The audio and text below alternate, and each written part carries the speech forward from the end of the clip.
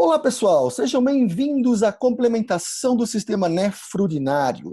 Lembrando que quando se fala em patologia da qualidade renal, nós estamos aí falando de algumas síndromes que possuem alguns sinais, alguns sintomas muito importantes. Entre hoje, nós falaremos então de uma síndrome co-irmã, chamada de síndrome nefrítica e síndrome nefrótica. Por mais que a nomenclatura sejam deveramente parecidas, elas são síndromes totalmente diferentes, com quadros anatomopatológicos e de desenvolvimento distintos e que normalmente culminam com algumas situações muito particulares para cada uma delas. Lembrando que as síndromes renais, ela não se limita à síndrome nefrítica e nefrótica que acomete uma porção específica do rim, chamado área glomerular. Mas lembrando que essas duas síndromes são cruciais para que a gente possa entender a prática clínica nefrológica e também as principais entidades patológicas que acometem o rim. Lembrando para vocês que hematúria sintomática, proteinúria sintomática, insuficiência, seja ela renal aguda ou renal crônica, será abordado dentro da clínica médica na nefrologia. Infecções urinárias e tumores nós já abordamos na primeira parte. Lembra dele? Tumores principalmente associados ao rim, nós temos o carcinoma de células claras e outros tipos de tumores um pouco mais raros. Mas o que você precisa lembrar é que qualquer tipo de lesão nodular nefrótica, nós temos aí que biopsiar, porque a possibilidade de ser um tumor renal ele é muito alto. Lembrando que dor em flanco, massa palpável e hematúria são os principais quadros que fecham os sintomas neoplásicos. Perfeito? Mas vamos focar então nessa síndrome nefrítica e síndrome nefrótica. Lembrando que são entidades patológicas que acometem uma região específica. Aquela regiãozinha que talvez seja uma das regiões mais fundamentais do rim. Por quê? Porque faz filtração. Não só faz filtração, como a parte da alça eferente, ele acaba se localizando no polo urinário renal, proporcionando uma área tão clássica, tão importante, que chama-se de mácula densa. Essa região de mácula densa, ela tem a sua função hormonal, assim, de forma crucial para o ser humano. Por que crucial para o ser humano? Porque ali é que é produzida a renina, a angiotensina, que vai ser responsável pelo sistema renina-angiotensina-aldosterona, que controla o sistema, digamos assim, da pressão arterial de todo e qualquer ser humano. Ok? Portanto, quando se fala em lesão glomerular, uma das situações que nos vão ser bem cruciais é a alteração da pressão arterial. Tá ok? E claro, junto com outros comemorativos importantes. Perfeito? Então, qual a região que a gente vai trabalhar agora? Glomérulo. Glomérulo, pessoal, que tem a sua particularidade. Ele é revestido por um tecido epitelial pavimentoso simples, que a gente chama de cápsula visceral da parte de Bowman, ok? E eu tenho aí uma misturância de capilares aqui dentro. Capilares onde eu vou ter pelo menos 3 tipos de células ali dentro que são importantes. Quais são elas? Se eu tenho capilar sanguíneo, eu tenho endotélio. Eu tenho vaso sanguíneo. Esse vaso sanguíneo, ele é um quadro epitelioide, vamos chamar assim, um tecido conjuntivo epitelial de revestimento. Conjuntivo epitelial de revestimento, o endotélio é conjuntivo, mas funciona como um epitélio. Então, vamos chamar só de tecido endotelial. Um tecido endotelial que tem também partes importantes ali que a gente chama de membrana basal. Essa membrana basal, pessoal, vai ser crucial, porque ela é fenestradinha, mas ela tem como se fosse vários grampos de clipes de células exclusivas do glomérulo renal que a gente chama de podócitos. Esses podócitos têm uma carga negativa que tenta repelir toda a proteína. Portanto, uma das situações que não vai ter na urina é a presença de proteína. E quando tiver, a gente já sabe que esses podócitos estão falhados. Beleza? E claro, como todo tipo de tecido, nós vamos ter aí, digamos assim, um tecido de sustentação, que é o tecido conjuntivo de sustentação de um glomérulo renal, mas é um tecido de sustentação que tem um nome específico, chamado de mesângio. Essas células mesangiais são células, digamos assim, fibroblastossimile, que vai fazer a arquitetura do glomérulo ficar na sua posição. Então, eu tenho endotélio, eu tenho aí alças endoteliais com membrana basal específica, eu vou ter aí células que fazem, digamos assim, uma clipagem, fazendo com que toda a área que vai ser filtrada passe apenas o que lhe interessa, que são pequenos íons, mas grandes moléculas não passam pela grande quantidade de tamanho molecular. E se tiver qualquer probleminha, ele também tem um plano B de repulsão proteica para que não seja perdido na urina, ok? Chamado de carga negativa que repele proteína. E aí eu tenho toda a estrutura mesangial. Perfeito?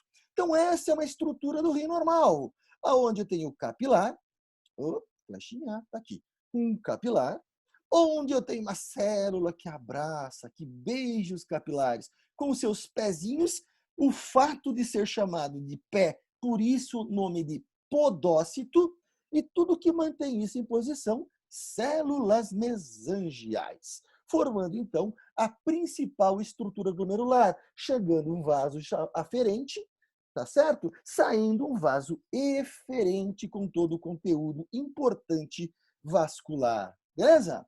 E lembrando que a barreira de filtração, ela é clássica. Eu tenho aqui uma membrana basal e essas célulazinhas bem importantes e bem bonitas. Aonde eu tenho um endotélio clássico, eu tenho uma membrana basal glomerular, eu tenho os podócitos, que alguns autores também chamam de pedicilos. E a carga polioiônica característica desses pedicilos, e mais aquela estrutura de membrana de estrutura de manutenção conjuntiva chamada de mesângio.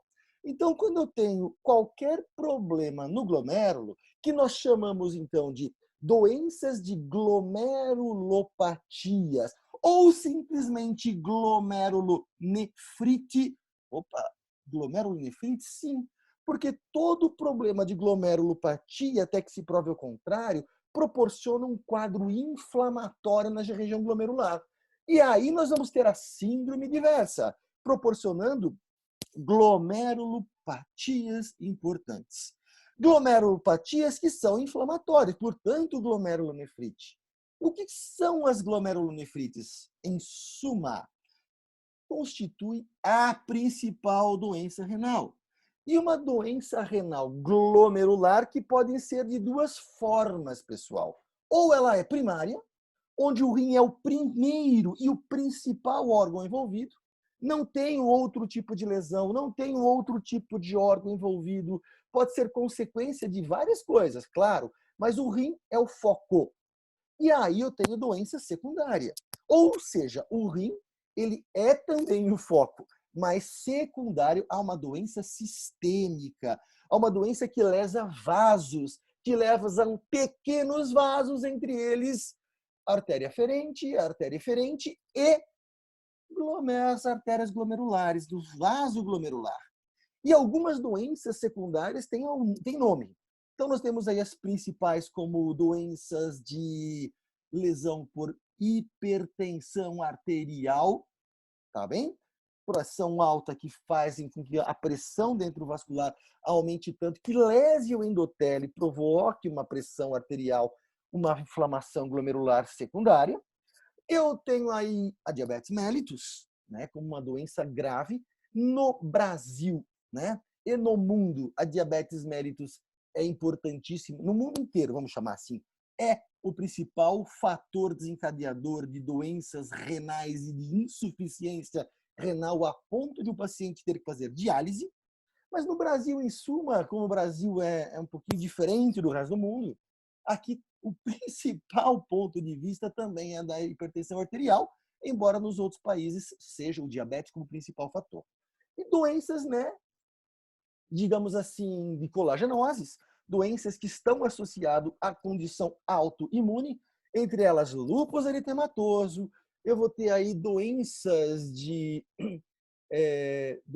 que afetam vasos como vasculites, vasculites de Wegener, vasculites de Hanoch-Schönlein, algumas de pequenos vasos que é neutrófilo positivo, que a gente mede por ANCA, ok?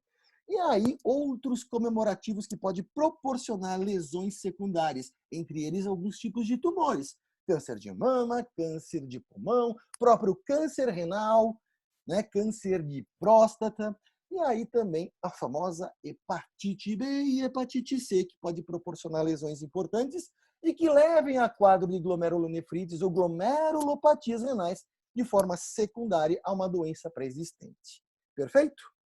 Como é que eu vou classificar as glomerulopatias? Como a gente já falou, é cola co-irmã, tá? Como glomerulonefrite, como síndrome nefrótica, ou glomerulonefrite como síndrome nefrítica. E aí eu vou ter as suas variações, como doença nefrótica e nefrítica rapidamente progressivo, anormalidades pequenas associadas a alterações urinárias mínimas, autolimitada muitas vezes, e doenças crônicas graves, como a gente vai ver daqui a pouco. Mas o mais importante é que nós classifiquemos em duas situações particulares: síndrome nefrítica, síndrome nefrótica. E cada uma delas com a sua, digamos assim, particularidade. Então, quais são as apresentações clínicas de todo o quadro que a gente vai ter que chamar de glomerulopatia? Principal condição, independente se seja glomerulopatia por síndrome nefrítica ou síndrome nefrótica, uma das situações que vai ocorrer é o seguinte: se eu tenho a filtração inadequada, eu não vou filtrar de forma assim direita. E muito do que não deveria ser filtrado e recolocado no sistema e não perdido pela urina, acaba sendo perdido por uma falha de podócito, por uma falha de endotélio, por uma falha de membrana glomerular ou pelo mesanjo, que é a famosa hematúria. O que é hematúria? É sangramento na urina. Esse sangramento muitas vezes não é macroscópico não, pessoal.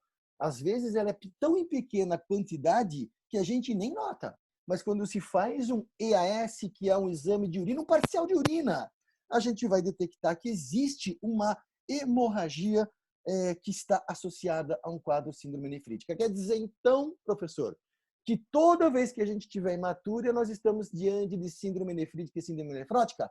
É claro que não. Nós temos aí lesões, por exemplo, de bexiga, lesão de bexiga como câncer de bexiga, o principal fator diagnóstico, o principal sinal clínico é hematúria. Então, você pode ter hemorragia porque ocorre pós-renal. Lesão de ureter, lesão de bexiga, trauma de uretra, não é isso? Infecção urinária. Então, tudo isso pode acontecer. Mas a hematúria macroscópica associado a outros comemorativos, nós temos que ter uma apresentação clínica importante quando se faz alusão a essa síndrome glomerular. Nós temos aí a síndrome nefrítica, tá? O que pega na síndrome nefrítica? Uma tríade importante. Qual é a tríade importante que eu vou ter que guardar? Primeiro, síndrome nefrítica é uma ação inflamatória no glomérulo. Toda vez que o glomérulo enche de células inflamatórias, pessoal, ele tende a formar uma situação que perde a capacidade de filtração. Se eu perco a capacidade de filtração, a primeira coisa que a gente vai fazer é que essa paciente não filtra para o ambiente tubular, glicose, sódio, e ele vai perder a capacidade da urina. Então ele vai ter pouca urina. Ele vai urinar? Vai, mas pouca urina. Ele vai ter, então, um fenômeno chamado de oliguria. E essa oligúria, pessoal, é porque não sai grande coisa. Mas ele vai ter hematúria? Vai. Ele vai ter hematúria, sim, tá bom? Mas ele também vai ter pouca quantidade de xixi sendo formado. Se esse xixi é pouco, aonde era para estar o sódio da fração de excreção? No sistema. O sódio, estando no sistema, puxa água, aumenta a quantidade de pressão intravascular e, consequentemente, eu vou ter um quadro, então, de aumento de pressão arterial. Olha que legal. Então, esse pessoal, além de fazer pouco xixi, a pressão dele vai aumentar? Vai. Isso é característica de síndrome nefrítica. E o que é síndrome nefrótica? Opa, é a tua destruição. Ao invés de não filtrar, ao invés de não deixar filtrar, e onde eu perco a taxa de filtração para fazer urina, aí eu vou fazer urina. Mas aí passa tudo. Onde passa um boi, passa uma boiada. Então passa hemácia, passa célula, passa proteína. E um dos componentes mais importantes da síndrome nefrótica é proteína. Professor, dúvida? Você falou que passava proteínas na síndrome nefrítica. Falei. E você fala que passa na síndrome nefrótica. Também falei. Existe diferença? Existe. Tanto é que existe uma linha de corte para saber se há grande quantidade de proteína ou pouca quantidade de proteína. A linha de corte, pessoal, é 3,5 gramas por dia em urina de 24 horas. Se eu perder mais do que 3,5 grama, não é miligrama não, é grama, é muita quantidade. Isso chama-se síndrome nefrótica. E todo o valor de proteína perdida abaixo de 3,5 gramas, isso chama-se quantidade de proteína subnefrótica, constituindo, então, um quadro, muitas vezes, de proteína da síndrome nefrítica, ok? Então, mais do que 3,5 gramas nefrótica, menos de 3,5 gramas, até que se prove o contrário, é nefrítica, ok? Mas precisa fazer essa marcação em 24 horas? Não. Basta apenas fazer um xixi e marcar nesse xixi. Mas não é para 24 horas? É. Mas um xixi revela 24 horas? Estima-se que sim. Existe uma proporção chamada-se de spot urinário, aonde eu vou caracterizar a quantidade de proteína existente, fazendo uma razão pela quantidade de creatinina nessa urina. Se essa proporção dividindo proteína por creatinina for 3,5, significa que eu tenho 3,5 gramas. Se for 3,2, eu tenho 3,2 gramas. Se for 1, eu tenho 1 grama de proteína. E essa proporção revela, então, uma estimativa de quantidade de proteína perdida nas 24 horas, que é a quantidade de proteína pela quantidade de creatinina, e isso chama-se spot urinário. Perfeito? Só que, além da síndrome nefrítica e síndrome nefrótica clássica, eu tenho uma doença rapidamente progressiva, que muitas vezes ela entra dentro da síndrome nefrítica que se progride rápido. Mas a gente vai estudar daqui a pouquinho todos os seus detalhes. Lembrando que doença renal crônica, doença renal aguda, é condição clínica, né? Com algumas diferenças, digamos assim, de aspecto de tamanho renal, de perda córtico-medular, e que vocês vão ver, então, na clínica médica. Perfeito? Vamos dar continuidade, então, falando um pouquinho agora sobre síndrome nefrítica. O que é a síndrome nefrítica? Olha lá, síndrome nefrítica nada mais é do que um conjunto de sinais e sintomas. Peraí, isso é síndrome? É síndrome. E se é síndrome nefrítica, é um conjunto de sinais e sintomas caracterizados por hematúria. É grande coisa. Mas ele vai caracterizar por uma tríade clássica importante. Qual é a tríade clássica? Em primeiro lugar, não filtra. Se não filtra, nós vamos ter aí a reabsortividade de todo o sódio, de todo o conteúdo de creatinina, de todos os conteúdos das escórias nitrogenadas e também de uma reabsorção de água importante para o sistema intravascular. E nesse quadro, eu não filtrando, não vai fazer de forma adequada a urina. Portanto, esse paciente estará em oligúria. Vai fazer menos quantidade de xixi. Se todo esse conteúdo de sódio, vamos pensar no sódio agora, hein? E puxando água para o intravascular, eu vou ter uma descompensação do ambiente intravascular e extravascular.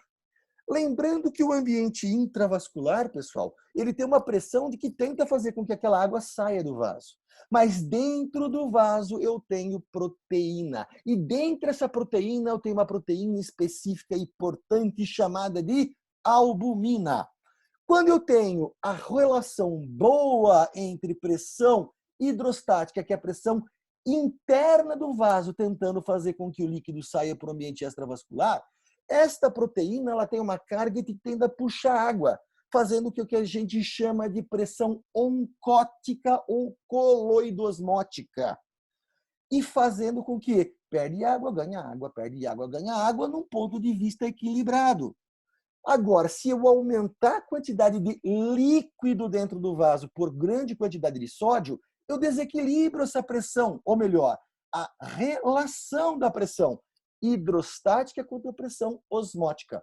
Se eu aumento a pressão hidrostática intravascular, a tendência é que, por mais que eu tente puxar água para dentro do vaso, sai muito, porque a pressão vence a pressão oncótica. A pressão hidrostática vence a pressão oncótica porque ela aumenta deveramente a quantidade de pressão por milímetro de mercúrio. É como se fosse uma coluna de água. E aí eu vou perder água para o interstício, de tal modo que eu vou ter edema nesse paciente. Então eu tenho quais sinais clínicos importantes? Eu tenho oligúria, eu tenho pressão alta, portanto hipertensão arterial, porque o sódio é jogado para dentro do sistema, e à medida que esse sódio é jogado para dentro do sistema, eu vou ter um edema chamado de edema por aumento de pressão hidrostática. E essa é a tríade que eu quero que vocês guardem. Esse edema, que normalmente inicia-se periorbitário. Eu tenho aí edema em membros inferiores, e que pode, à medida em que o tempo avança, chegar num edema generalizado, que nós denominamos na semiologia de anasarca. Perfeito? Tranquilo? E associado também a uma proteína subnefrótica, que vocês já sabem o que é. Subnefrótica com spot urinário abaixo de 3,5. 3, 2,5, 1,8, qualquer coisa abaixo de 3,5. Perfeito? Isso é proteinúria subnefrótica. Tranquilo? E o que leva a todo esse quadro? O que leva a todo esse quadro é um processo inflamatório agudo, que envolve a área glomerular. Eu quero chamar atenção para uma coisa. Eu falei para vocês que de tudo também existia a hematúria. E a hematúria tem umas particularidades importantes na síndrome nefrítica. E qual é? Ela tem hemácia dismórfica. Lembre-se que quando passa os poucos, que não, né? E que passa pouco, claro que não vai ter filtração zero, porque ele vai ter oligúria, vai fazer um pouco de xixi, embora vai ter bastante diminuído, passa hemácia, porque vai estar destruído o capilar.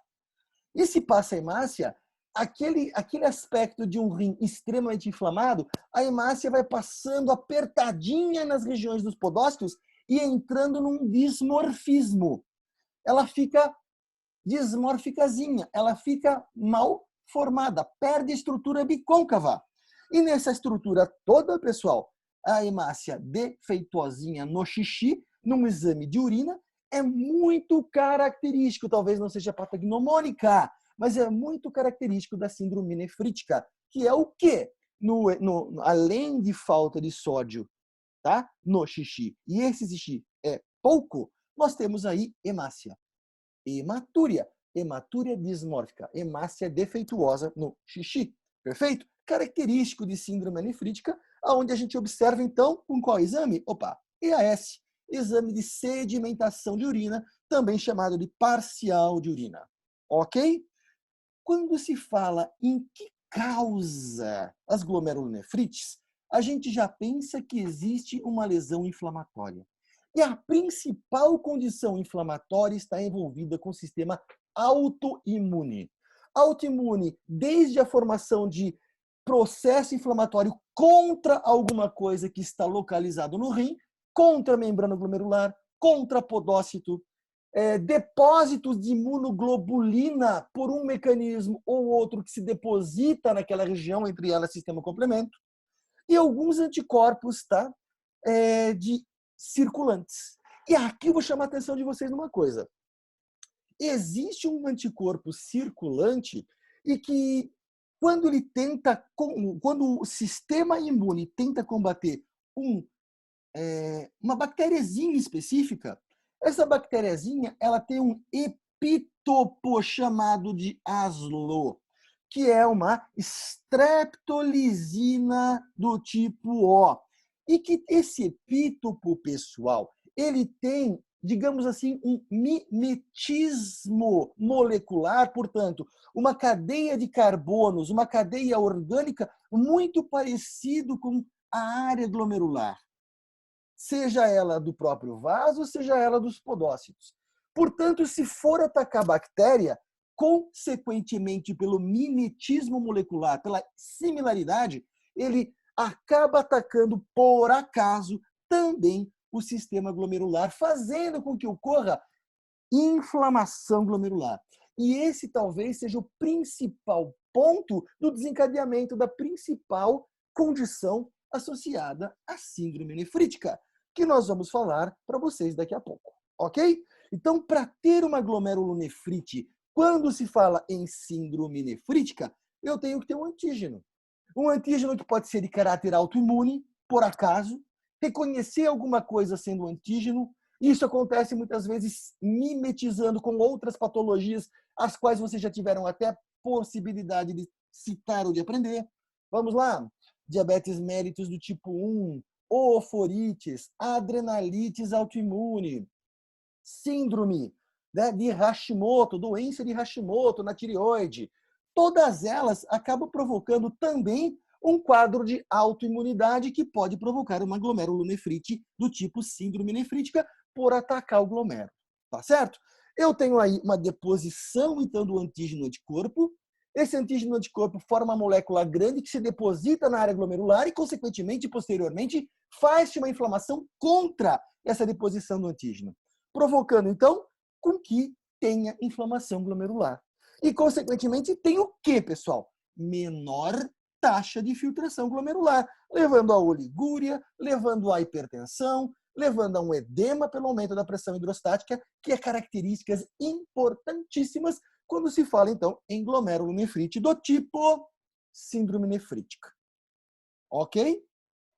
Diante de todas as glomerulonefrites, existem algumas situações que é importante a gente perceber. Que, por mais que eu tenha inflamação, eu posso ter complicações. Dentre essas complicações, eu posso ter aumento da celularidade dos podócitos e do mesângio, provocando uma fibrose intraglomerular. Eu posso ter um espessamento da membrana glomerular, fazendo com que eu perca a capacidade tecidual e de nutrição dos próprios endotélios por meio da capacidade de trocas iônicas com a membrana glomerular, levando, então, a um quadro de esclerose. Pessoal, esclerose é o ponto final. Esclerosou, morreu, eu não tenho mais como recuperar aquele rim. Ou, pelo menos, aquele glomérulo especial. Por que glomérulo? Porque pode ser de forma generalizada, pode ser 2, 3 glomérulos, pode variar a quantidade de glomérulo comprometido, tá? Mas o mais importante, tem desaparecimento de podócitos e, consequentemente, eu tenho um quadro gravíssimo de perda de proteína posterior. Como a gente estava falando, só para a gente poder voltar, esclerose, hialinização, espessamento, hipercelularidade, pessoal, ele pode comprometer um rim, ou melhor, um glomérulo de forma, digamos assim, difusa. O que é difusa? Eu tenho mais do que 50% dos glomérulos comprometidos. Ou pode ser focal. O que é focal? Menos de 50% dos glomérulos comprometidos, ok? E aqui você tem, ó, 2 glomérulos comprometidos, eu tenho aqui, então, 3 glomérulos não, menos de 50%. E aqui eu tenho mais 50%, representando 100% do quadro difuso aqui. Perfeito? Então, eu vou ter difuso ou segmentar a partir da quantidade de glomérulos comprometidos. E quando se fala em quantidade de glomérulo, se fala em qual a porção do glomérulo comprometido. Tá? Independente se seja difusa ou focal, eu tenho aí, por exemplo, que o glomérulo ele é comprometido na sua integridade. Eu vou ter, então, um quadro global. Então, eu posso ter uma glomerulonefrite difusa, mais de 50%, como os glomérulos comprometidos na sua totalidade, global. Mas esse ponto pode ser apenas uma partezinha do glomérulo. E isso a gente chama de segmentar. Portanto, quando eu comprometo um glomérulo, nem sempre ele vai estar comprometido na sua porção 100%. E isso é importante para o diagnóstico. Então, eu vou ter aí uma área, por exemplo, difusa segmentar. Eu vou ter mais de 50% dos glomérulos comprometidos. Ok. Mas dentre esses glomérulos comprometidos, eu não tenho ele essencialmente comprometido em 100%. Eu tenho partes dele, 10% dos glomérulos dentro do geral comprometido, ou pelo menos da alça glomerular comprometida. Então, aqui eu vejo individualmente o glomérulo. E aqui eu vejo toda a área cortical. E o que é mais comum de acontecer em alguns tipos de síndrome? É focal e segmentar, ok?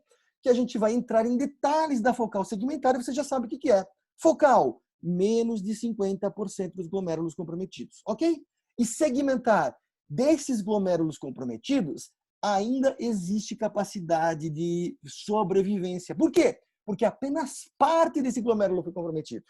Ok? Tranquilos? Muito bem.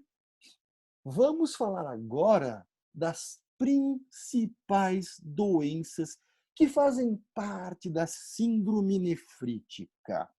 Quando se fala em síndrome nefrítica, a gente tem que lembrar da principal delas, que ela chama-se glomerulonefrite pós-streptocócica ou proliferativa aguda.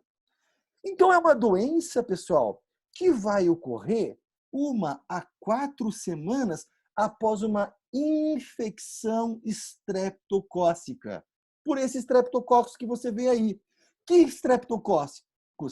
Beta-hemolítico do grupo A, ou Piógenes. Esse tipo de glomérulo de streptococcus, pessoal, ele pode comprometer tanto a garganta quanto formar piodermites em forma de impetigo. Olha que bonitinho. Então, quando você tiver garganta inflamada com essa quantidade de pus, eu tenho que pensar que você pode ter um piógenes de caráter, digamos assim, nefrogênico. E aqui vale um detalhe. Cepa nefrogênica, que vai dar uma glomerulonefrite 4, 5 semanas depois de ter estes quadros, eu não consigo controlar. E tenho uma cepa nefrogênica, por mais que eu tente fazer profilaxia antibiótica, eu vou desencadear uma glomerulonefrite, uma síndrome nefrítica. Ah, mas vou ferrar com o paciente? Não. Esta doença chamada de glomerulonefrite pós-estreptocócica, ela é autolimitada. Vai ter oligúria, vai ter uma pressão arterial aumentada, vai ter edema, mas ela é altamente tratável. Basta um pouquinho de corticoide para resolver a vida desse paciente. Claro, tentar restringir sal, tentar restringir bastante sódio, tentar restringir qualquer coisa que aumente a pressão arterial.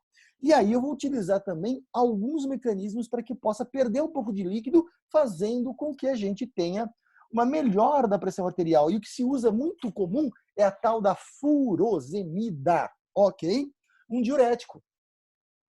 Perdendo essa água, eu tenho a diminuir um quadro bem importante do ponto de vista nefrogênico. Lembrando, eu terei.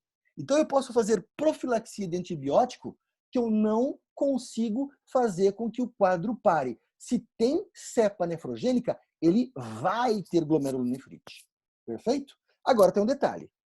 A cepa nefrogênica é diferente da cepa que tem um quadro de tropismo pelo endocárdio, que a gente chama de febre reumática. A febre reumática, pessoal, é gravíssima. Portanto, toda vez que eu tiver um quadro deste, da garganta, piodermite não dá febre reumática, mas da garganta dá, eu tenho que fazer antibiótico profilaxia, porque na febre reumática ela minimiza o efeito da streptolisina e o comprometimento do endocárdio, e que esse paciente não vai ter uma endocardite grave que eu tenho que trocar as válvulas dele. Ok? Então, eu preciso fazer a profilaxia sempre para mimetizar ou para minimizar futuras cepas nefrogênicas. Mas não vou resolver o quadro. Se tiver que ter uma cepa nefrogênica e pegar, eu posso carregar esse paciente de antibiótico. Eu vou ter problemas de síndrome nefrítica. Mas síndrome nefrítica é que eu quero deixar para vocês. É leve, não vai matar o paciente por causa disso, ok? Muito bem. O que mais é importante quando se fala em streptococcía ou ainda uma glomerulonefrite prostreptocócica?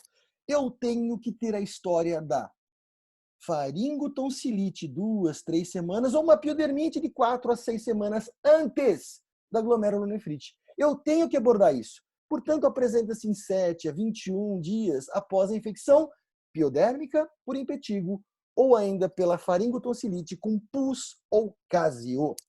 Eu tenho aí, pessoal, mais a síndrome nefrítica franca e clássica. O que é isso?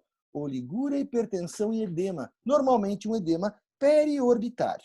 Perfeito? Hipertensão. Hipertensão, eu vou ter que resolver isso. É leve? Beleza, tranquilo. Agora, se for moderada ou se tiver urgência, principalmente que leve a um quadro de uma encefalopatia hipertensiva, aí eu tenho que tratar, eu tenho que ver, eu tenho que tratar a hipertensão independente desse quadro. Perfeito? Ainda mais eu tenho aquela congestão por grande quantidade de água e sódio, lembrando que a filtração glomerular está comprometida. E qual é o problema disso aqui? Em casos mais graves, pode levar a edema pulmonar, tá bem? E insuficiência cardíaca congestiva pelo grau alto de hipertensão. Perfeito, pessoal? Tranquilos? Muito bem. Preciso fazer biópsia na glomerulonefrite pós-streptocócica? Na realidade, não. Eu tenho que ter a história clássica de uma faringotonsilite streptocócica beta-hemolítica do grupo A, ou piógenes, ou uma piodermite, e aí eu vou tratar. A biópsia, pessoal, se eu fizer, o que eu vou encontrar? Eu vou encontrar inflamação, o influxo de neutrófilos na membrana glomerular e no glomérulo. Tá certo? Toda vez que eu faço uma biópsia renal, eu faço uma imunofluorescência para saber se tem imunoglobulina tipo A, G, M e assim por diante. Normalmente eu tenho imunofluorescência positiva porque eu tenho imunoglobulina, porque eu tenho a relação do antígeno anticorpo na região do glomérulo. E, consequência, eu vou ver. Só que na estreptocócica ele tem um padrão de aparecimento. Ele é grosseiro, difuso e sem padrão específico. Perfeito? Mas o que mais chama atenção? Eu tenho algumas condensações de citoesqueleto dos podócitos, tá? Abaixo da camada glomerular. E isso eu vejo quando tenho a microscopia eletrônica. Então aqui eu tenho um quadro legal. Um quadro legal onde à direita eu tenho aqui todo o glomérulo. Olha que bonitinho. Olha o espaço de Bowman como ele está íntegro. Olha como eu tenho a celularidade específica. Aqui eu tenho, olha aí, células polimorfonucleares perdidas pelo meio do caminho, depósitos de proteínas densas na região glomerular, perda da área de filtração glomerular, do espaço da cápsula de Bowman. Tudo isso me remete a um quadro inflamatório. E se eu tiver uma história clínica adequada, se eu tiver um quadro de sinais e sintomas adequados, eu fecho o diagnóstico aqui com glomerulonefrite pós-streptocócica. E aqui, olha, neutrófilo, neutrófilo e deposição de proteínas, né? Olha só, que é de caráter de imunocomplexo, constituindo, então, uma glomerulonefrite pós-streptocócica. Mais uma vez, neutrófilos, né? Membrana de imunofluorescência difusa, aleatória. E uma coisa importante, pessoal, uma coisa importante. Na bioquímica desse paciente, e de todas as patologias que a gente vai falar, só vai acontecer aqui, aqui. Se eu medir a quantidade de complemento nesse paciente, do sistema complemento, C3, C4, C20, ele vai estar diminuído. Então, eu tenho uma hipocomplementemia, tá bem? Uma das situações cruciais, eu tenho uma diminuição do complemento. Perfeito? Isso é extremamente importante e ganha o selo de que cai na prova. Então, o diagnóstico. Todo o quadro histológico, embora não tenha que fazer a parte histológica de prática normal, mas eu tenho que ter a história clínica. História clínica de uma faringotonsilite, de uma piodermite, de um impetigo. E aí eu faço exames bioquímicos de azo ou azulo, que é anti-streptolisina do tipo O, mas alguns específicos é chamado de anti-DNase, que é mais específico, ele fica por mais tempo circulante no ser humano, mesmo porque quando eu tenho um impetigo, ocorre de 4 a 6 semanas e esse asno já diminuiu o seu volume dentro do organismo humano e às vezes ele não é específico. Tenho a desoxirribonuclease, mas principalmente a anti-DNase é o principal marcador, perfeito? Bioquímico junto com a diminuição do complemento, basicamente sérico e baixo de forma transitória, mas a história toda que envolve biópsia só em casos especiais. E que casos são esses? Olha aí, insuficiência renal, escórias nitrogenadas nas alturas, então eu vou ter creatinina alta, eu vou ter ureia alta, eu vou ter um quadro de hipertensão muito alta, a oligúria mais do que uma semana, o complemento ficando baixo mais do que 8 semanas, uma proteinúria perdida, mesmo subnefrótica, eu vou perdendo proteinúria por muito tempo. Então, tudo isso, pessoal, eu tenho que fazer biópsia, porque alguma coisa a mais está comprometendo esse glomérulo e que pode estar associando, então, com um quadro mais global e um quadro difuso, proporcionando a perda da capacidade desse glomérulo, levando a esse paciente aqui, que deveria ter um quadro autolimitado, a um quadro, digamos assim, de insuficiência renal, tendo que fazer transplante renal, tendo que fazer diálise, porque senão ele vai morrer. Ok? Então, isso é uma coisa fundamental. Síndrome de Berger, ok? É assim que se pronuncia. Síndrome de Berger é uma, digamos assim, o principal diagnóstico diferencial da glomerulopatia de síndrome nefrítica após estreptocócica. Mas tem algumas diferenças importantes. Que diferenças são essas? Em primeiro lugar, é uma glomerulopatia primária, tal qual contra a glomerulopatia estreptocócica, aonde eu vou ter, pessoal, um depósito de um tipo específico de imunoglobulina na região vascular perifericamente aos glomérulos, tá? Então eu vou revestir esse glomérulo de uma imunoglobulina do tipo A. Portanto, esse tipo de paciente não se sabe por que ocorre, mas é de forma idiopática e que pode estar associado com um quadro viral, um quadro infeccioso. Aí você vai ter uma amidalite, mas não é Streptococcus por beta hemolítico, mas ele vai poder provocar. Pode ser uma gripinha, bem vagabunda, mas pode ser também uma IVAS, pode ser uma pneumonia, pode ser qualquer tipo de infecção. Só que tem um detalhe importante. Aquele período de convalescência ele não vai existir. Como assim? Lembre-se que se eu pego uma faringoamidalite ou uma piodermite, o quadro de lesão renal só vai acontecer 4 a 6 semanas depois. Então você já sarou de um para começar o outro. Aqui acontece de forma simultânea, ou em menos daquele período de 2 a 4 semanas. Então, daqui 3 dias começa com um problema de glomerulonefrite de caráter síndrome nefrítica. E aqui, pessoal, a gente vai ter que pensar na síndrome clínica. E o que nós vamos ter de importante nesta síndrome clínica? Em primeiro lugar, ocorre mais em homens do que mulheres. Não pega tanto o início de criança, como acontece, por exemplo, nas síndromes nefrogênicas do Streptococcus beta-hemolítico do grupo A. Aqui eu vou ter na segunda, na terceira década de vida, a partir do momento em que eu vou ter lesões autoimunes. Um autoimune com deposição de um tipo específico de imunoglobulina na região renal. E é imunoglobulina do tipo A. Parece que ela é uma co-irmã de uma vasculite importante, tá?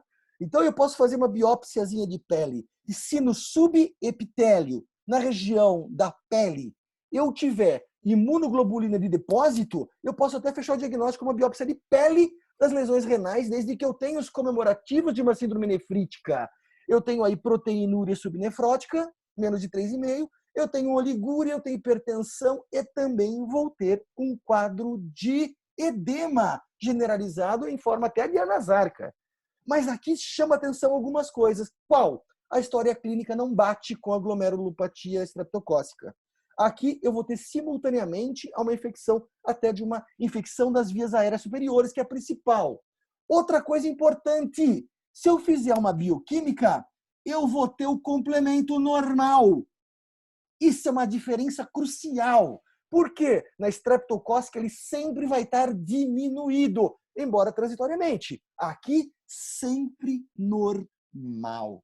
Isso é uma diferença, assim, fundamental, pessoal. E que a gente tem que saber. Perfeito? Qual que é a apresentação clínica?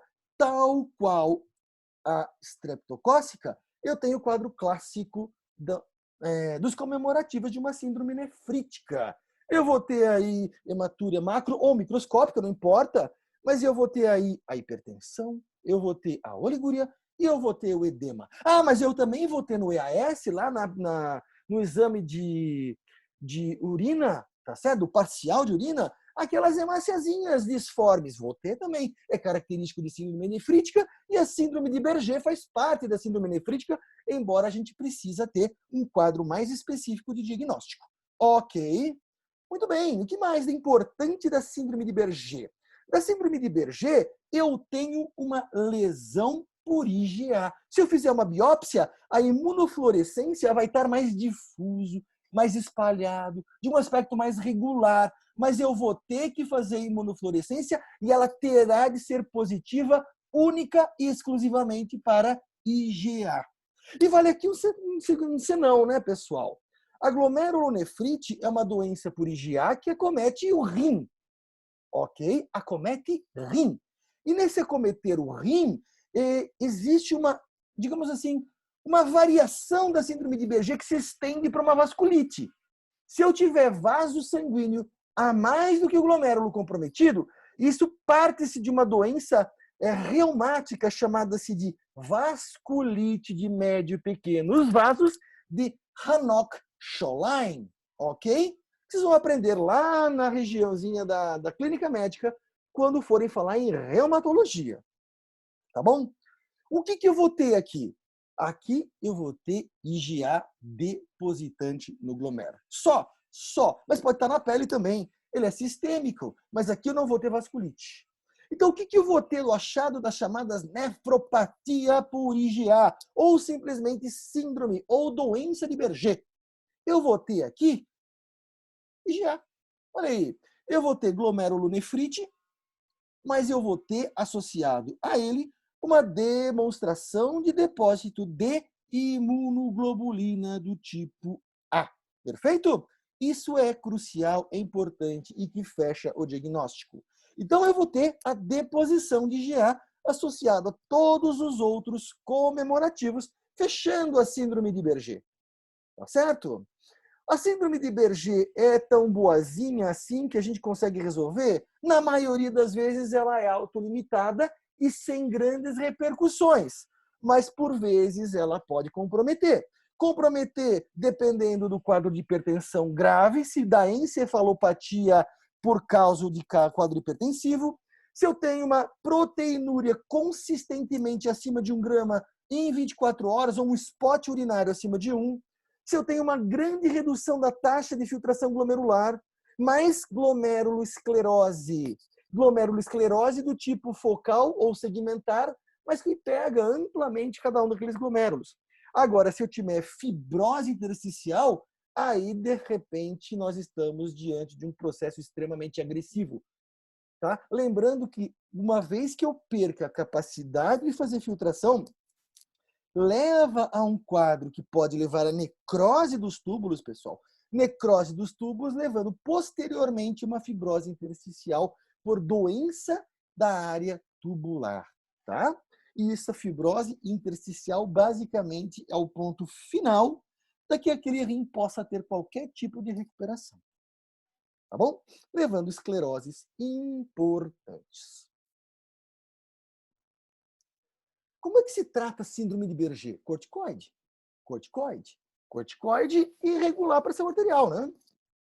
Corticoide para minimizar o processo inflamatório associado a ela, diminuindo aquele quadro importante da pressão arterial que a gente tem que tratar. porque senão leva a quadros graves. Qual que é o grande problema? O grande problema, pessoal, é quando eu tenho uma síndrome nefrítica que não obedece àquele quadro tão bonzinho da estreptocócica ou da maioria das vezes no Berger, chamado de glomerulopatia ou glomerulonefrite rapidamente progressiva. Como o seu próprio diz, é uma síndrome nefrítica, mas com uma falência renal rápida. Morre o rim rapidamente. Na realidade, ele tem um selo de caracterização para que isso ocorra. Isso é chamado de crescente. E normalmente está associado quando eu tenho um quadro de lesão endotelial grave com um alto grau de hemorragia. Esse alto grau de hemorragia faz com que deposite na região mesangial bastante quantidade de exudato fibrinoso. Fibrina tem muito fator de crescimento. E o que ele faz crescer? Faz crescer mesângio. O mesângio, pessoal, é como se fosse uma luazinha, olha que bonitinho. Tá? O mesângio, como se fosse uma lua, aqui o glomérulo, desculpa, o glomérulo uma lua, e o mesângio que mantém esse glomérulo em posição. À medida em que eu vou crescendo o mesângio, ele vai empurrando o glomérulo para uma das periferias, levando a um quadro histológico parecido com uma lua crescente. Como assim? Como assim? Deixa eu mostrar para você, só indo rapidinho, depois a gente volta para detectar o que é mais legal. É isso aqui, ó. Olha que fofura. Eu empurro o glomérulo e fico com um quadro aqui, olha aí, com a proliferação mesangial, parecendo uma lua crescente. Deixa eu voltar antes de estragar as surpresas que aqui nos fornece. Então, a crescente, pessoal, como a gente já comentou, nós temos aí ruptura de membrana basal glomerular, ruptura de endotélio com liberação de fibrina. Fibrina, nós temos aí como se fosse uma mácula de aderência para as células mesangiais ou por fibroblastos. Nós temos aí uma resposta inflamatória contra essa fibrina. E aí eu vou ter muita quantidade de fator de crescimento, entre eles o TGF-beta, e que tem capacidade proliferativa do mesângio. Eu vou mover esse mesângio a crescer, provocando, então, crescentes com compressão capilares na região periférica. E isso ocorre de forma rápida. E à medida que o rim, ou melhor, que o glomérulo renal vai perdendo a capacidade e proporcionando o aumento das crescentes, ele vai perdendo a sua função. Tanto é que a oligúria ocorre de forma mais rápida e maior tempo de oligúria. Eu tenho que ter aqui um quadro de, digamos assim, de complemento, tá certo? Um complemento mesmo normal, assim, alterado e consumindo, produzindo e consumindo de forma mais adequada. Eu tenho uma pressão que não baixa. Então eu tenho todos aqueles comemorativos de gravidade. Glomerulonefrite rapidamente progressiva, obrigatoriamente eu tenho que fazer biópsia. Eu tenho que provar. Eu tenho que fazer biópsia. Eu tenho que provar. Na Berger nem sempre se faz. Mesmo que se pense em rapidamente progressiva, mas aí você mensura IgA, mesmo numa biópsia de pele. Aqui, obrigatoriamente, eu tenho que fazer biópsia. E quando é que eu vou imaginar? Imaginar quando eu tenho insuficiência renal aguda progressiva. Eu tenho oligúria por mais de uma semana, tá certo? Eu posso ter hipocomplementemia há mais de 8 semanas, mas o normal é que eu não tenha complementemia, mas a doença sistêmica ajuda a evoluir tudo isso. Eu tenho aí persistência de hematúria e proteinúria. E eu tenho várias vezes, e melhoro, pioro, repetidamente de glomerulonefrite aguda.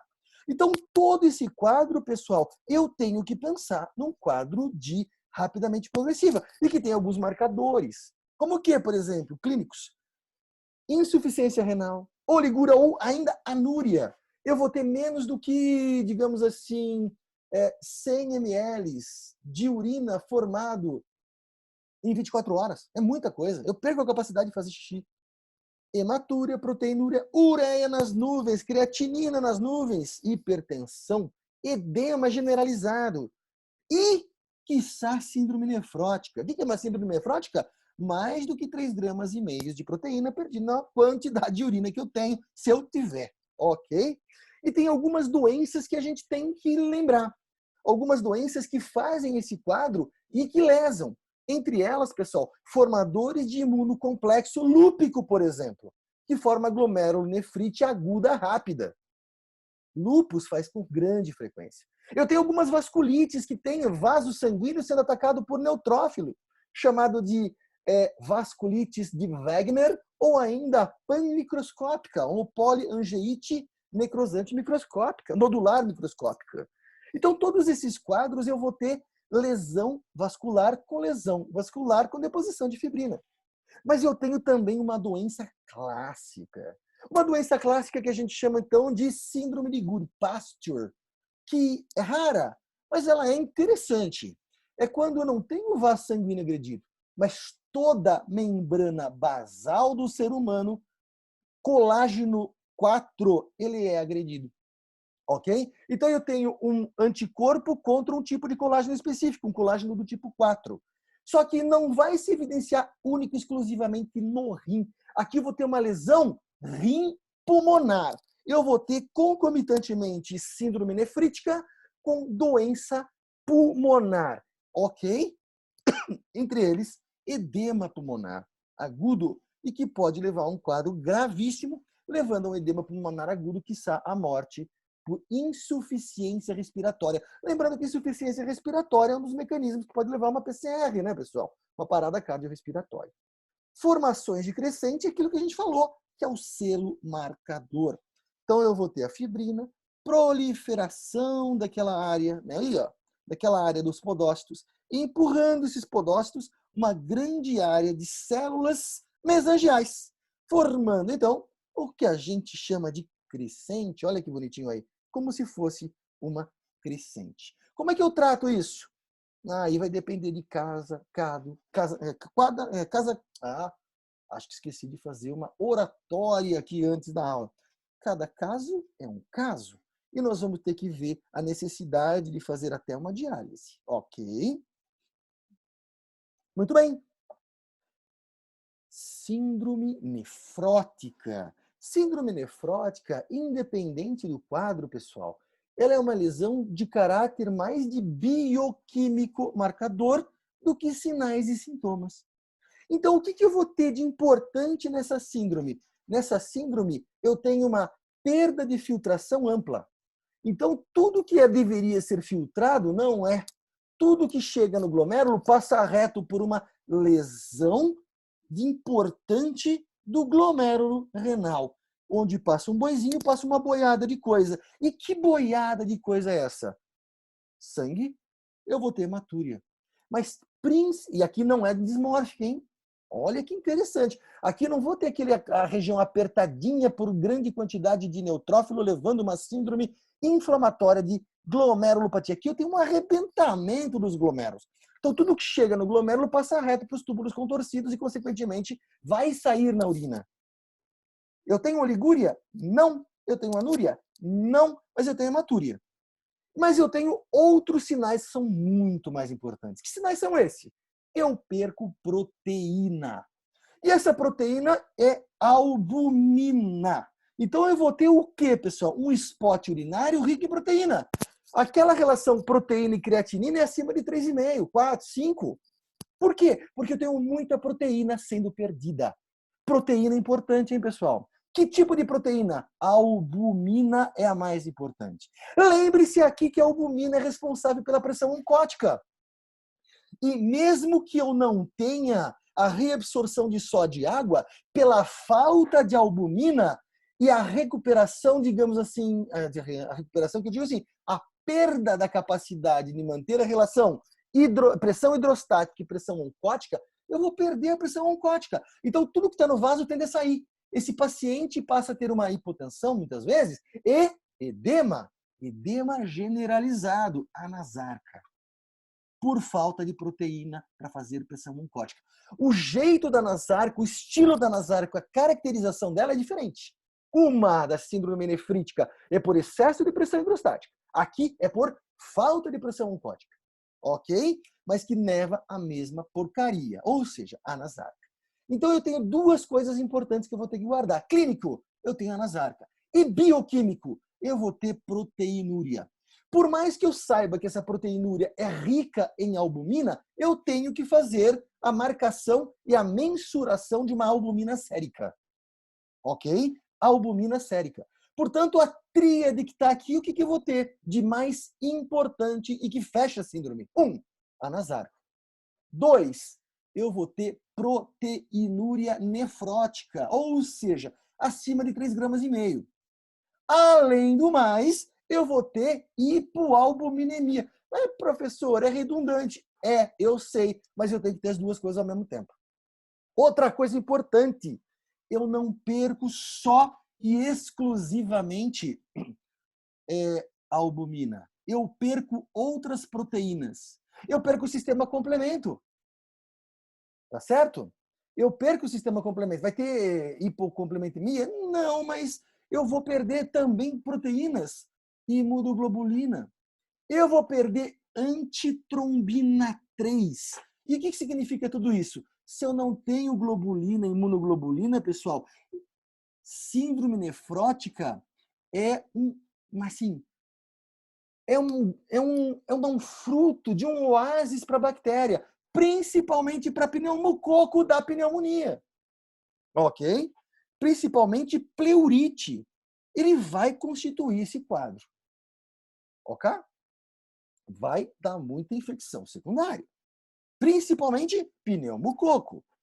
Outra coisa importante, se eu perco antitrombina 3, eu perco antitrombina 3, proteína C, proteína S, e com uma lesão endotelial, eu faço a famosa tríade de Virchow.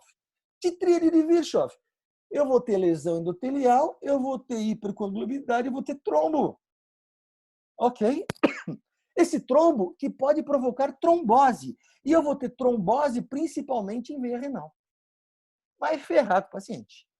Então, a possibilidade de ter infecções secundárias é grande e a possibilidade de proporcionar um quadro importante de lesão endotelial e por falta de proteína antitrombina 3, também é eu não tenho aquela quantidade de fazer com que os tijolinhos do 2P3A, do 2B3A não se configure, eu não vou ter a plasmina associada, não vou ter a destruição da plasmina e o trombo vai ser efetivo, uma degradação importante inefetiva e eu vou ter o trombo. Perfeito?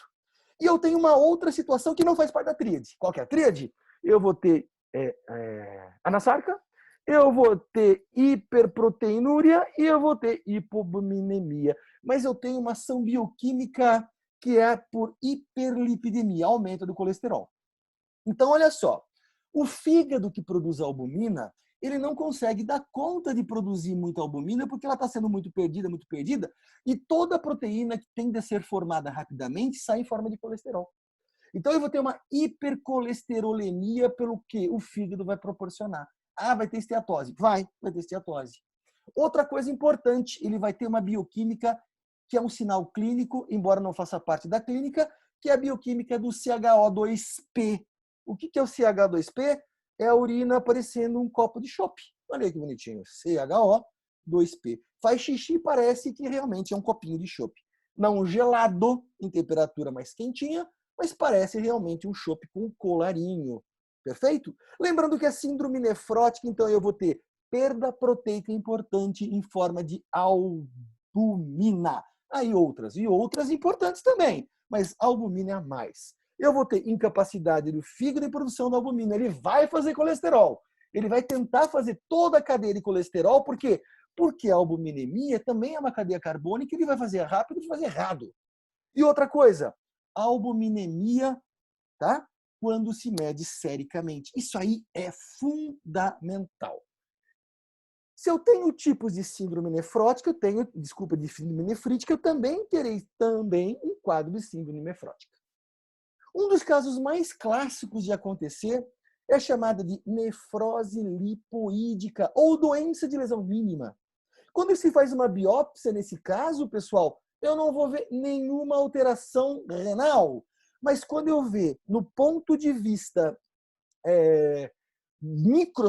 do ponto de vista de microscopia eletrônica, eu vou ver que vai existir fusão de podócitos.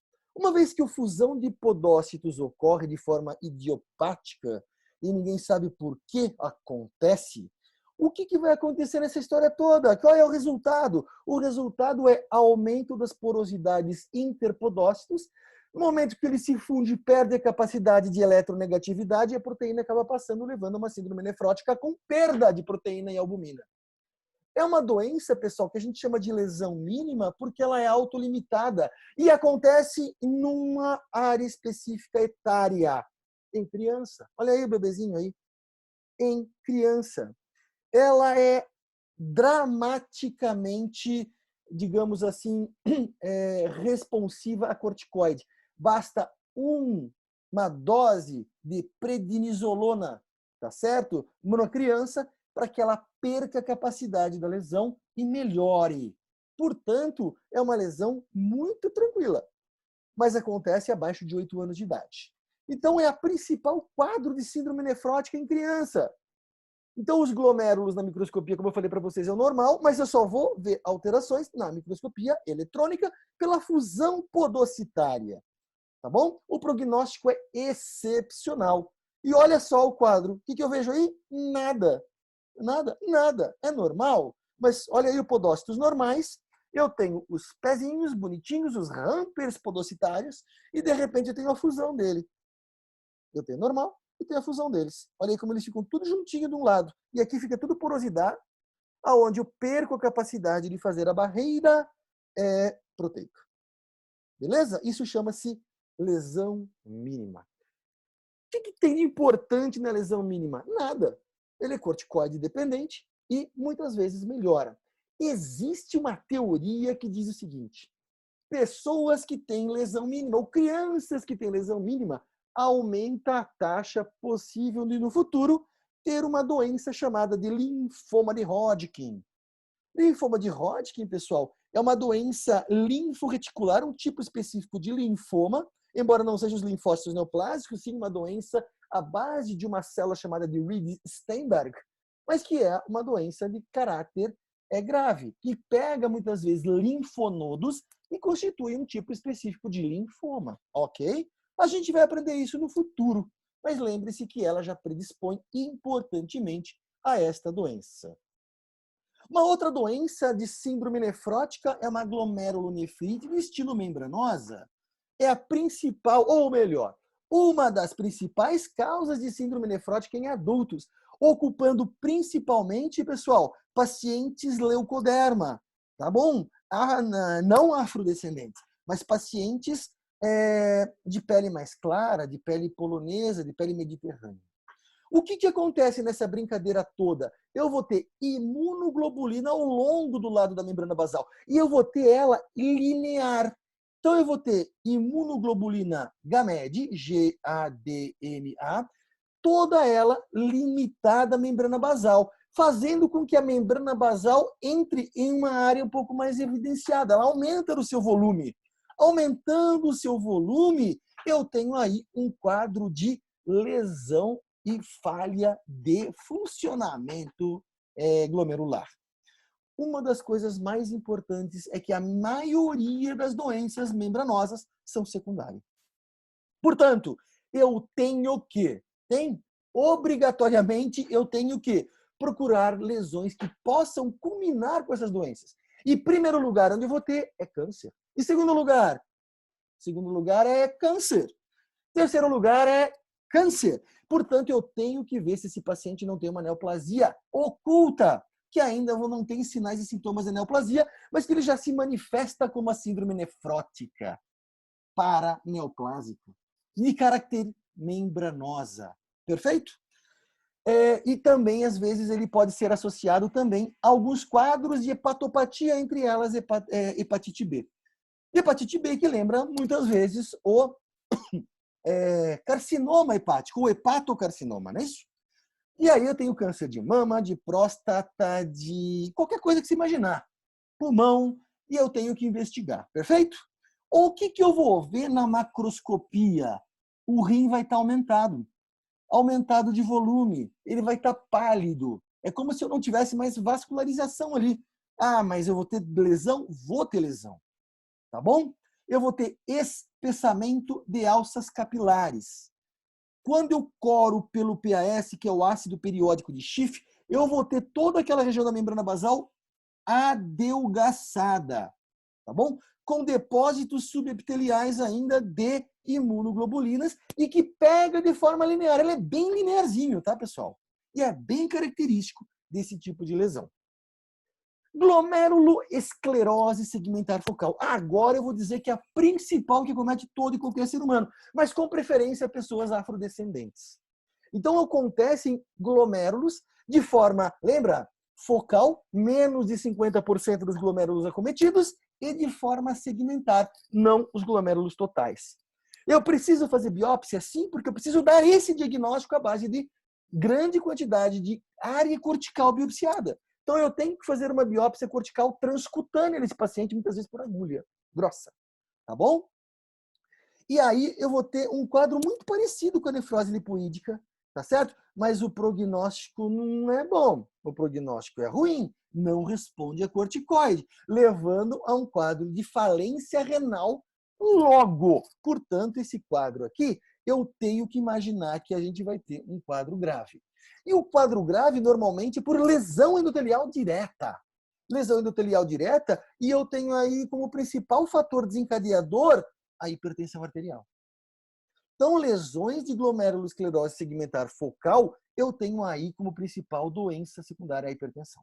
Eu tenho aqui como principal doença de lesão direta por pressão alta, por rabdomiólise, ou por hemácia que se destroem, que rompem, e tem dentro da hemácia um componente tóxico chamado de hemoglobinúria, né? Hemoglobina. Tá? A hemoglobina, pessoal, ela é tóxica para o vaso, para o endotélio.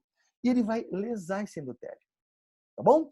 Levando a um quadro que ele vai lesar e vai romper e vai morrer esse endotélio. Consequentemente, ele vai levar uma esclerose, porque eu tenho um derramamento de fibrina provocacionando, então, um quadro segmentar e focal de perda de tecido com fibrose. Fibrose que é a fibrose mesangial. Ok? Não responde a corticoide.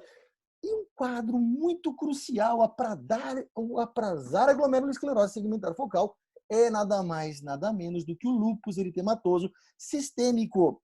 Glomerulosclerose segmentar focal é um tipo grave de glomerulonefrite lúpica, do tipo 4. 4? Não, professor, é 3. Isso, 3. Focal é 3, sistêmica é 4. Então, mas esclerose é assim. Eu tenho mesangio pequeno, mesangial mais evoluído, eu tenho focal do tipo 3, focal sistêmica, né, difusa do tipo 4. E que normalmente cursam, sim, com complemento diminuído no lúpus. De complemento diminuído e também em outra situação importante. Eu tenho aí um marcador chamado de anti-DNA dupla hélice positivo, que é um marcador de lesão renal bioquimicamente quando se tem um lúpus eritematoso, seja ele sistêmico ou seja ele discoide. Perfeito? Então, portanto, são doenças graves. São doenças graves. E olha aí, eu tenho um glomérulo aqui, que aqui você vê que ele está normal, mas olha uma crescentezinha aqui, bonitinho, segmentar, focal. E quando eu tenho aí bastante quantidade de glomérulo, isso vai aumentando ao meio do caminho, levando a um quadro gravíssimo. Dentro do glomérulo, eu tenho as alças capilares com a sua celularidade mesangial, podocítica e endotelial, aonde aqui eu tenho a deposição, olha aí, de tecido estromal. Um tecido estromal característico de uma proliferação mesangial numa síndrome nefrótica, segmentar e focal. Perfeito? Beleza? O que eu tenho que levar para casa disso tudo? Síndrome nefrítica. Ai, professor, você escreveu errado. Escrevi mesmo. É do lado direito, depois a gente fala do lado esquerdo. Síndrome nefrítica e síndrome nefrótica. Síndrome nefrítica, o início é rápido, súbito, estretocócico, é Berger, ok? Eu tenho hematúria? Eu tenho proteinúria leve, menos do que o índice nefrótico, ou seja, menos do que 3,5 gramas. Tenho hipertensão, tenho oligúria e tenho edema. às custas de aumento do quê? Da pressão arterial, consequentemente, às custas de uma pressão hidrostática. Síndrome nefrótica é totalmente o contrário, não é isso? Eu tenho aí mais do que 3,5 gramas. Eu falei errado aqui, hein? Tô dormindo já, ó. Proteína maciça, mais do que 3,5 gramas. E eu vou ter marcadores bioquímicos, hipoalbuminemia com proteinúria importante, edema generalizado, hiperlipidemia. Eu vou ter bastante lipidúria, lembra do CHO2P, né? Um copo de chopp com colarinho, a temperatura um pouco mais quentinho na urina. É assim que ela vai se evidenciar. Síndrome nefrótica, só vou complementar. Aqui, pessoal, nesta glomeruloesclerose segmentar focal, é onde, não se sabe exatamente por quê, eu tenho maior quantidade de trombose associado. Lembra que eu falei para vocês que a lesão ela é direta. E eu tenho falta de antitrombina 3 e, consequentemente, mais do que as outras, um quadro de evidência de trombose, principalmente na área esquerda, tá certo? Principalmente na região esquerda. Perfeito? Muito bem, pessoal. Glomerulonefrite, síndrome nefrítica, síndrome nefrótica. Terminamos a aula de hoje por aqui. Mas lembrando, então, que a partir de agora focaremos no sistema genital masculino, aonde ainda essa semana deixaremos para vocês 2 aulinhas para vocês de caráter teórico. Uma que a gente vai fazer a retrospectiva do dimorfismo sexual e as principais lesões que a gente vai encontrar do ponto de vista clínico balanopropicial, ok? E falando também sobre câncer. Vou deixar essas 2 aulinhas para vocês, de câncer testicular e câncer de pênis, ok? Ainda essa semana. E aí encerramos o tecido genital masculino e a partir da próxima semana iniciaremos o sistema genital feminino nas terças e quintas nas aulas práticas, enquanto nas aulas teóricas nós vamos começar a abordar um novo sistema, para que a gente não perca tempo. Beleza, pessoal? Muito boa semana a todos e até breve!